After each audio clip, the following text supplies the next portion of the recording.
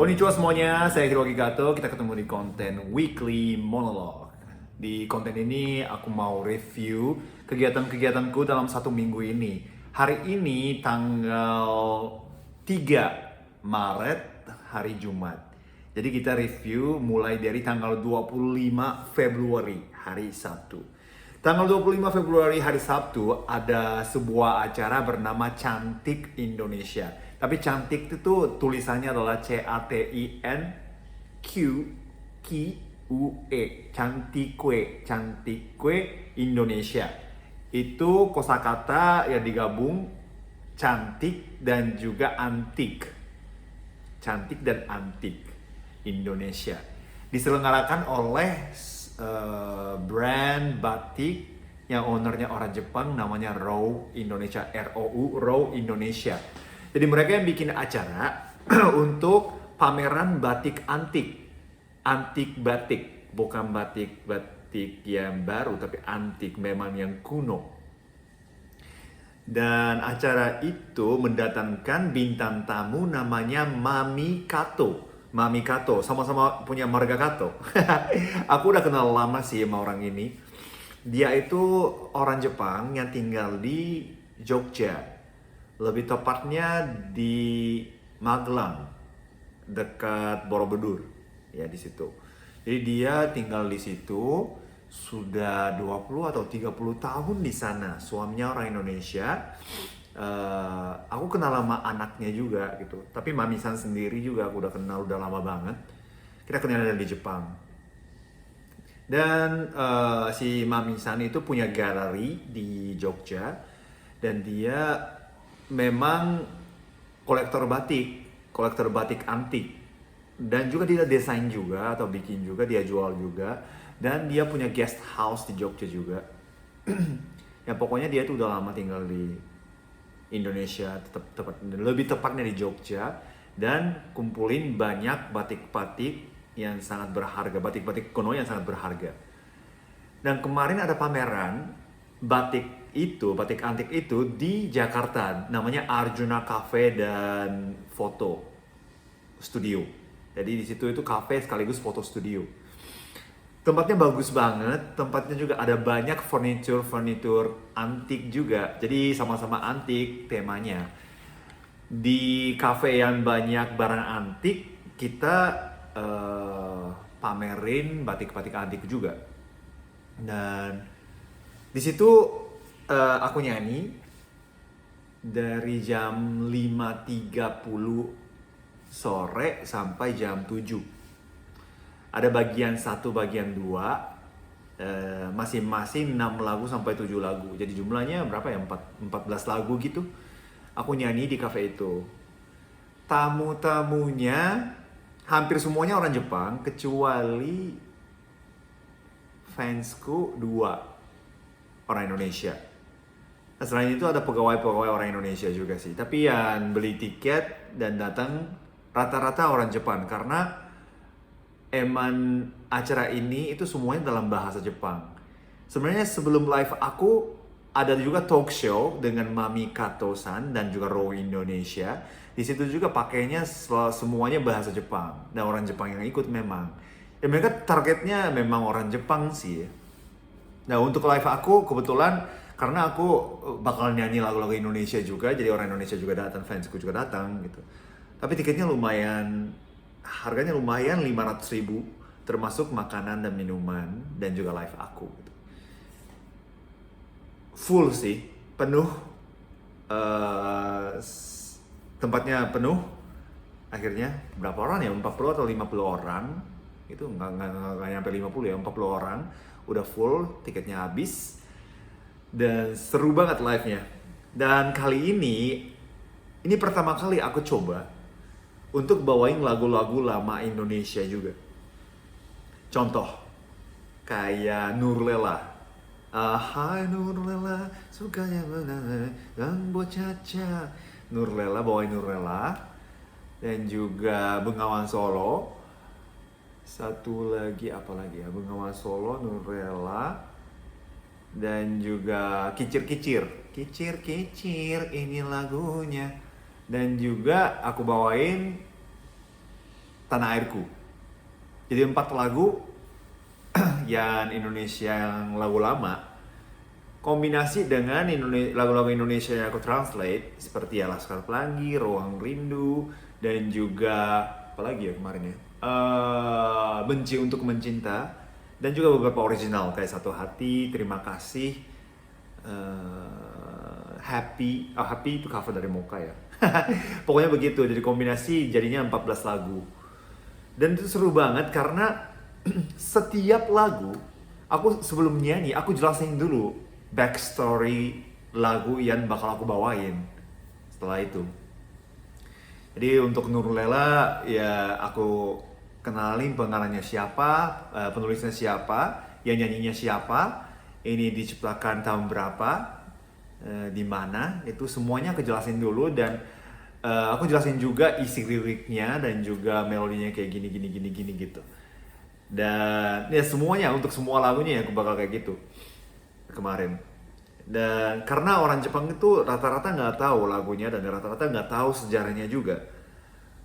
Kenapa Anak Tanah Airku, kenapa Bengawan Solo, kenapa Kicir-Kicir itu lagu dari mana, lagu Betawi gitu, lagu Jakarta gitu kan. Jadi aku jelasin semua. Dan kelihatannya sih penontonnya sangat seru, sangat suka dan juga senang dengan isi live performance aku. Nah, aku juga sebelumnya sedikit ragu atau sedikit deg-degan karena jarang kan ada live yang setiap lagu yang dibawain ada penjelasannya sebelum aku nyanyi dalam bahasa Jepang pula, ya kan? Tapi ternyata banyak yang suka karena mereka bisa menikmati lagu sambil bisa belajar sejarahnya juga, sejarah musik juga di sini atau sejarah Indonesia juga. Gitu. Jadi aku bisa menemukan potensi yang aku bisa bikin live memang formatnya seperti ini. Gitu. Awalnya agak-agak kurang pede ya untuk kayak gini. Tapi ternyata banyak yang suka, terutama orang Jepang. Jadi mungkin kepada teman-teman Indonesia agak aneh ya. Ke orang Jepang yang jelasin tentang Indonesia. Tapi kalau untuk orang Jepang, aku pakai bahasa Jepang yang sangat masuk akal gitu.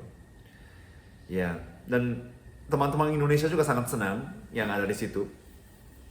Karena mereka juga senang bisa lihat orang Jepang belajar tentang sejarah Indonesia di situ.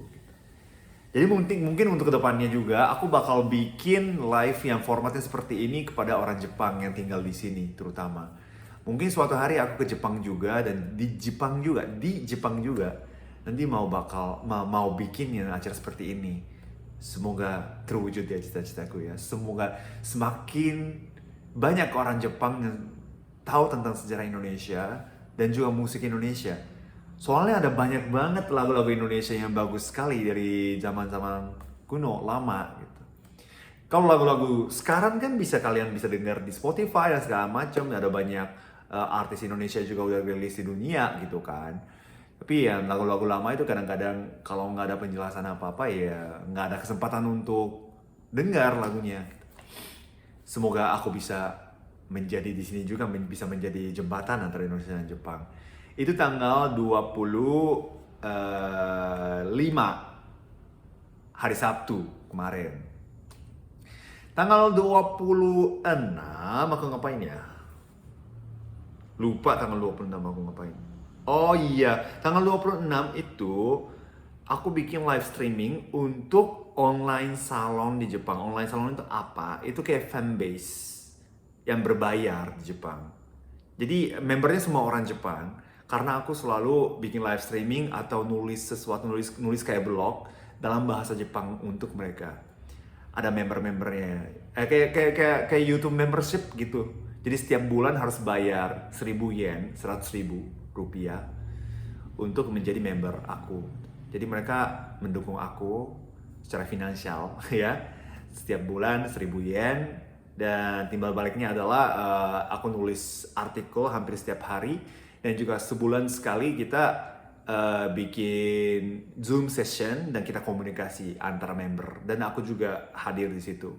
Tanggal 26 Februari aku bikin live streaming itu dan kita ngobrol di situ. Orang Jepang yang rata-rata member yang ada di online salon ini itu orang Jepang yang suka Indonesia atau pernah tinggal di Indonesia. Ada juga yang beberapa member yang masih tinggal di Indonesia, tapi ya lebih dari setengah itu udah balik ke Jepang. Jadi mereka pernah tinggal atau suka banget Indonesia dan tetap pengen punya koneksi untuk Indonesia tapi nggak ada caranya. Jadi mereka masuk ke online salon aku supaya mereka tetap bisa update tentang Indonesia, karena aku setiap hari nulis artikel tentang aku sendiri, kegiatanku sendiri, dan juga aku kenalin berita-berita dari Indonesia atau tren di Indonesia, atau aku kenalin musik Indonesia, budaya Indonesia dan segala macam. Jadi semuanya member itu bisa belajar segala hal tentang Indonesia gitu.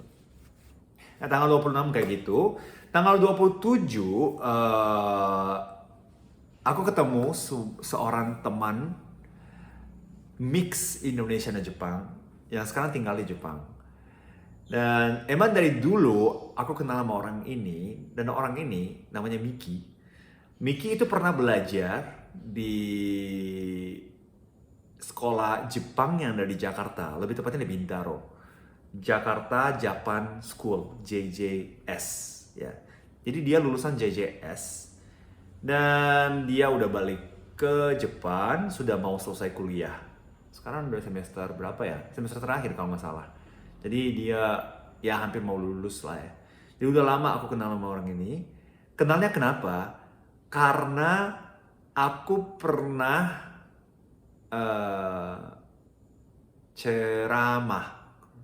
ceramah di JJS dulu beberapa tahun yang lalu.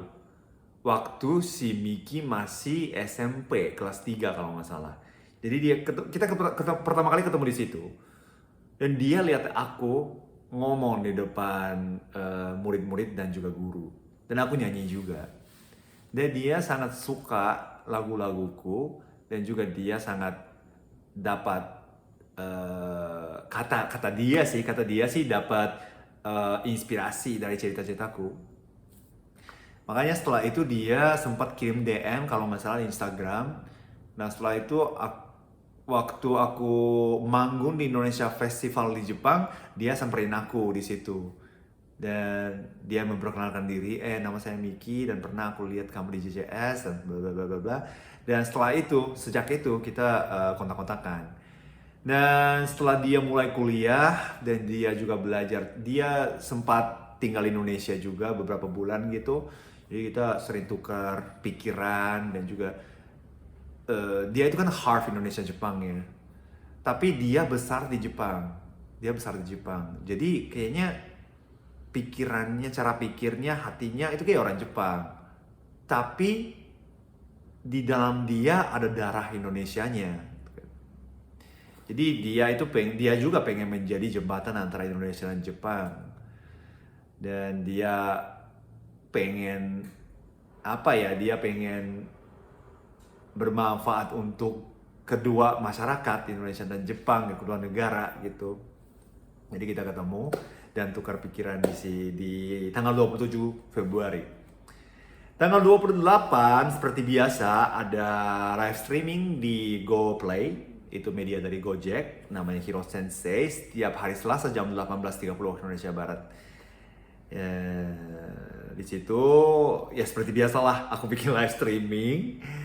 Dan tanggal 1 Maret, ya udah mau memasuki bulan 3, tanggal 1 Maret siang aku makan nama Ayana yang aku duet untuk single terbaru Saiko. Karena bentar lagi si Ayana mau berangkat ke Jepang selama 1 bulan. Jadi kita rilis single Saiko di Februari. Februari ke Januari ya? Februari kali ya? Januari ya? Rilisan di Januari ya? Rilisan di Januari. Dan terus rilis musik videonya Februari kan. Setelah itu kita udah keliling beberapa radio dan juga media dan juga live streaming segala macam. Dan sebentar lagi karena Ayana udah mau berangkat ke Jepang selama 1 bulan, jadi promosi lagu Saiko itu kita sampai di sini untuk sementara. Jadi aku ajak dia untuk lunch bareng dan aku mau menyampaikan terima kasih kepada dia untuk dedikasinya dan juga kerjasamanya untuk Single Saiko ini. Yang kita ngobrol banyak hal tentang masa depan. Dan pokoknya aku sampaikan ke dia bahwa aku tuh senang banget bisa bekerja sama Ayana karena aku bisa belajar banyak hal dari Ayana juga dan juga aku dapat banyak positive vibes dari dia. Em, Dia sangat mewarnai single terbaru Saiko ini dengan cara dia sendiri. Nah, aku sangat kagum sama dia. Jadi semoga untuk kedepannya aku bisa bekerja sama kamu lagi dan aku selalu berdoa yang terbaik buat kamu, Ayana. Gitu. Aku sampaikan begitu dan aku traktir sushi ke dia. Teman-teman yang pengen makan sushi yang enak, aku rekomendasi restoran sushi Tengoku ya di Radio Dalam. Itu enak banget menurutku. Dan price-nya juga, harganya juga sangat masuk akal ya. Menurutku ya. Dan tanggal 2 Februari hari Kamis, aku makan sama seorang temanku lagi. Dan ini half lagi Indonesia-Jepang, mix Indonesia-Jepang, campur Indonesia-Jepang. Dia Indonesia-Jepang campur, tapi dia juga besar di Jepang. Dan dia memang pikirannya, hatinya kayak orang Jepang. Tapi warga negaranya doang yang Indonesia. Nah itu dia. Jadi dia itu orang Indonesia. Orang Indonesia kan? Iya, orang Indonesia. Iya, betul. Dan dia datang ke sini untuk bikin KTP kemarin katanya. Atau update KTP ya, lupa sih. Tapi dia base-nya di Jepang. Kuliahnya juga di Jepang dan bekerja di Jepang juga. Jadi sebagai freelance dia bekerja di Jepang. Dia di bidang fashion. Dia lulusan sekolah fashion di Jepang. Terus dia pengen menjadi desainer. Dia sekarang jual baju, buyer dan seller baju. Kadang-kadang jadi stylist di Jepang. Hebat sih. Dia bisa bekerja di bidang fashion sebagai Harvey Indonesia Jepang. Dan dia udah bantu beberapa model dan beberapa acara gede di Jepang. Tapi cita-cita dia adalah pengen menjadi desainer di Jepang maupun di dunia atau di Indonesia malah. Dia sendiri kan Muslim, jadi dia berminat juga untuk bikin baju Muslim. Kemarin dia sempat bikin kayak wedding dress untuk teman dia katanya sih, dan dia bisa merasa bahagia, sangat bahagia ketika baju yang dia buat dipakai teman dia, orang lain maksudnya. Jadi dia pengen jadi desainer dan suatu hari dia pengen buka usaha di Indonesia juga kata dia. Nah aku tukar pikiran lagi. Untuk generasi muda seperti mereka, masih usianya berapa ya? 26 tahun gitu. Kalau Miki yang tadi yang kemakan hari Senin kan lebih muda lagi, 23 atau 22 ya. Pokoknya awal 20-an semuanya kan. Aku hampir. Minggu depan aku bakal jadi 40 usianya. Jadi komunikasi dengan generasi-generasi muda itu kan sangat penting ya untuk update standar aku juga. Karena kita kan jarang kan bisa ketemu dan ngobrol sama generasi muda. Makin tua makin jarang kita komunikasi sama generasi-generasi muda. Jadi aku harus update dong ya. Cara pikirnya, standarnya, pola pikirnya, segala macam. Jadi ini kesempatan seperti ini sangat penting buat aku. Ya sih, ya kan? Dan juga malamnya main sepak bola di Pancoran. Ya, di Pancoran. Mulainya jam 6, tapi macet banget, jadi lawan juga telat. Aku nggak telat sih, tumben. Lawannya telat.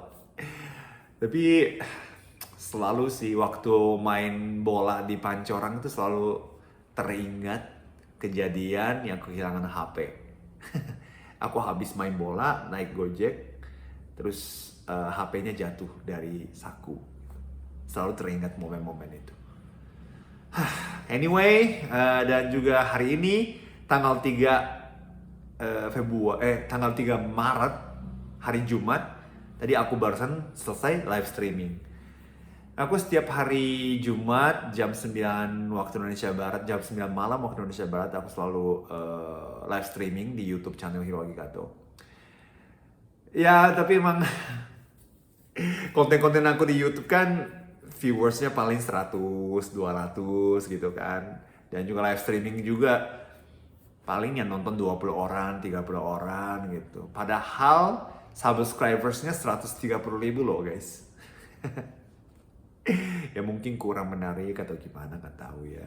Tapi aku sangat berterima kasih kepada kamu yang lagi nonton weekly monolog ini, karena ini kan bener-bener kayak diary, weekly daily vlog yang aku bisa jelasin kira-kira aku ngapain dalam 1 minggu, dan kamu tetap nonton ini. Aku berterima kasih sekali kepada kamu yang lagi nonton. Makasih banyak. Padahal viewersnya dikit, aku tuh tetap mau bikin kontennya seperti ini, yang ngomong di depan kamera. Karena ya weekly monolognya seperti ini juga, viewersnya selalu ada lebih dari 100. Berarti ya hampir 100, lebih dari 100 orang itu masih berminat kegiatan aku kan. Terima kasih banyak loh. Ya, jadi untuk kedepannya juga semoga aku bisa bikin konten yang lebih menarik lagi. Yap, kira-kira seperti itu kegiatan-kegiatanku dalam 1 minggu. Minggu ini tanggal 25 sampai tanggal 3 Maret. Dan ini bulan, apa namanya sih? Birthday month. Birth month. Bulan kelahiran. Bulan lahir. Bulan kelahiran. Gak tahu istilahnya apa. Pokoknya tanggal 9 Maret itu ulang tahun aku, bakal menjadi usia 40 tahun. Wow. Minggu depan tanggal 9 Maret, pas tanggal 9 Maret pas aku ulang tahun, aku bakal bikin live streaming di YouTube channel Hiroaki Kato. Jadi teman-teman, kalau seandainya ada teman-teman yang belum subscribe channel ini, tolong subscribe dulu dan tolong nanti ikut tanggal 9 Maret birthday special live streaming Hiroaki Kato. Apalagi ya, bulan ini kan ada puasa juga ya, mulai puasa juga ya. Jadi cepat sekali waktu berlalu. Semoga lancar untuk semuanya. Semoga aku bisa menikmati sisa berapa hari ya?